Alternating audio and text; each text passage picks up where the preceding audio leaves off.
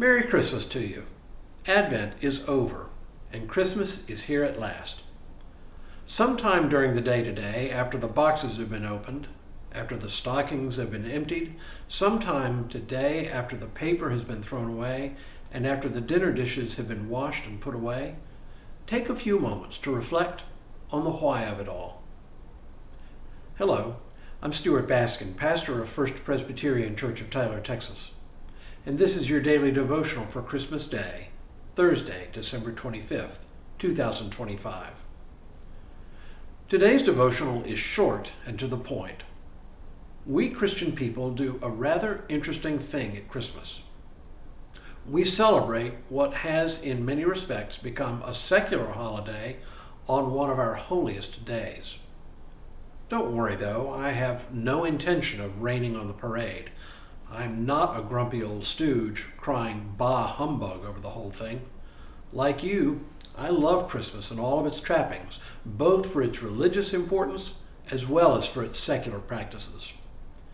I happen to think that it is possible to walk and chew gum at the same time, to enjoy both the secular trappings of the holiday, even as we celebrate the underlying meaning of it all.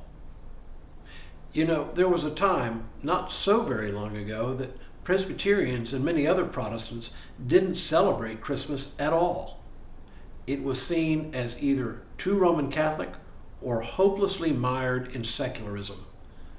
And there are still isolated pockets of Protestants who continue to pointedly refuse to celebrate Christmas for all of these same reasons. All of which is to say, there has always been a bit of tension between the sacred and the secular around Christmas. But we get into trouble when we try to resolve that tension on one side or the other. I often say that our faith is at its best when we embrace the tensions and the paradoxes rather than try to resolve them. Here in the Baskin home, we'll get up and follow a set of habits and traditions that have evolved over the years. There will be coffee and cinnamon rolls or Kringle, bacon and orange juice. We'll empty our stockings and Sarah will sit by the tree and distribute gifts. We'll take turns opening presents, saying ooh and ah as each gift is opened. And of course, there will be the added layer of a 10-month-old grandchild's first Christmas.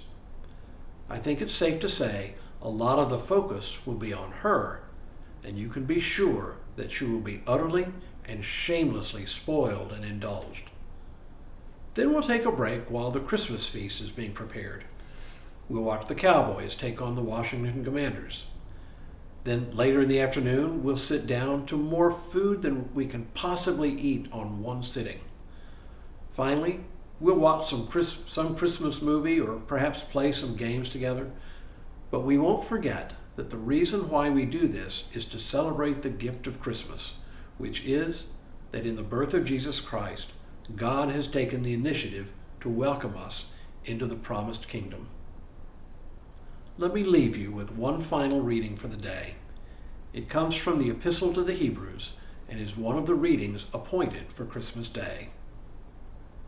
Long ago, God spoke to our ancestors in many and various ways by the prophets, but in these last days he has spoken to us by a Son, whom he appointed heir of all things, through whom he also created the worlds. He is the reflection of God's glory and the exact imprint of God's very being, and he sustains all things by his powerful word. When he had made purification for sins, he sat down at the right hand of the Majesty on high, having become as much superior to angels as the name he has inherited is more excellent than theirs. Friends, Christmas is a time simply to enjoy the gifts, both those we give and get from one another, but even more, the gift that we have been made heirs of the promise of God. May you feel this day a sense of deep gratitude for what God has done. Now may God bless you and keep you this day and in all the days ahead.